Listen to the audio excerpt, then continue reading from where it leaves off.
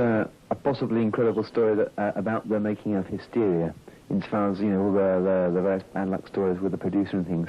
What, were you finally happy with you satisfied with the result, Hysteria? Yeah, we were. That's why we spent so long on it. As soon as we were happy with it, we basically said, that's it, we finished.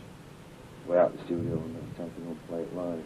Because there were problems basically with a producer, but you before produced yourselves, and you know, the first album, you did yourselves more or less. No, the first EP we ever did, we produced ourselves. The first album was done by a guy called Tom Allen. What happened, we worked with Jim Steinman for a few months and it wasn't working out at all. So then we tried on our own with Mutt's engineer. I mean, it was okay, it was better than what we did with Jim. But then about 4 or 5 months after we'd started on our own, and Mutt Lang, who was our producer on the last album, kind of became available. We said, well, you know, we'd like him to get involved in it. So he joined, he came in and took over where we left off. And do you enjoy other parts of, obviously apart from playing, do you enjoy making things like videos or? I don't think there's many people that enjoy doing videos. Probably because it's great when you're doing the performance thing, but the problem that every band has with videos is the waiting around. It takes such a long time. You're probably working for nearly 24 hours, and out of those 24 hours, you're actually physically, visually doing something for about an hour. And the other 23, you sat around waiting for cameramen to set things up.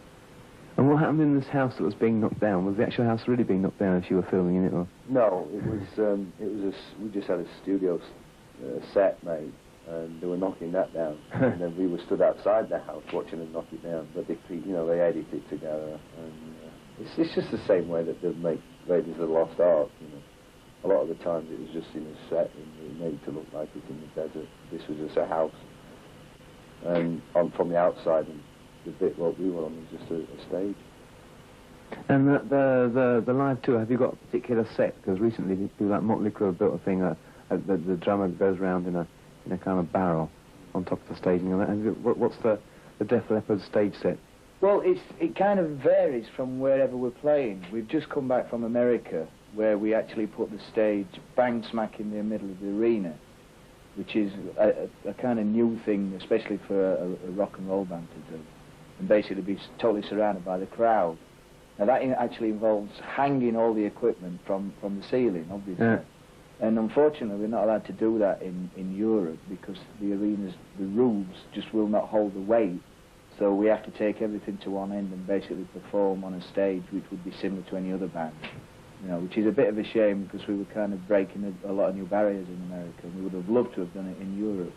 But at the moment the arenas just won't cater for it. So it'll be, in Europe it's slightly a modified version of what we would do in America. But it's still well worth seeing. It's just that, you know, it would still be a great show, just slightly different.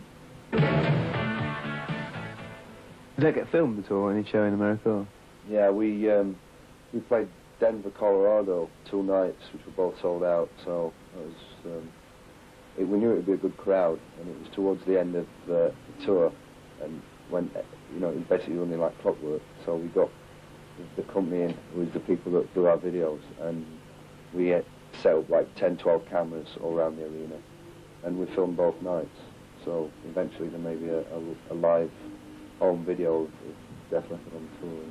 And how did you manage that with the stage being, do you move around the stage? Cause the stage looks like this table, and the drums are there, and we charge around it like bull elephant. The actual drum riser does revolve, but that's the only part of the stage that did move. We just ran around, and it was great, because you end up basically having 4 front rows, which is great. Yeah, so those people you see closer and everything. And yeah, absolutely, because the people at a normal arena would be right at the back of the hall.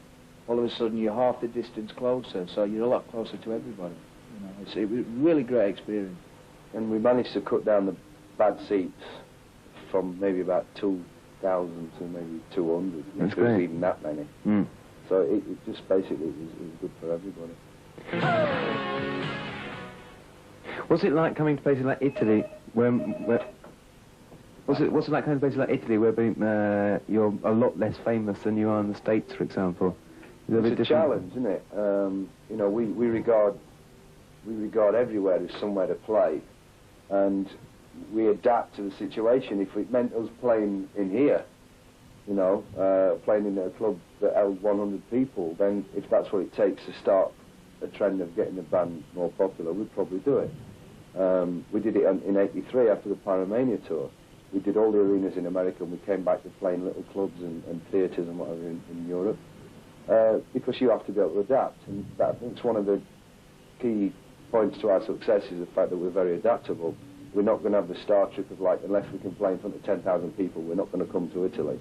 That's a stupid attitude. So we're just basically going to come here and do what we do best in front of as many people as we can possibly get, and hope we can just keep building on that. Do you ever get fed up with the label? Do you ever get fed up with the label, you know, heavy metal?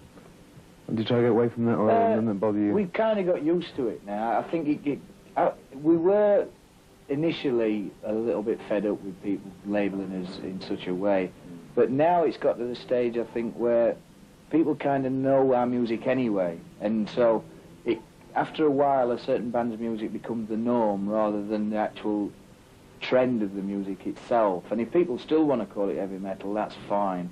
If people want to call it something else, that's also fine. You know, it's more convenient for other people to bag music, in certain categories. You know, and it really doesn't affect us anymore. You either like the music or you don't, whether it's pop music or heavy metal music. You know, I still don't. It's a cross between the two, I think.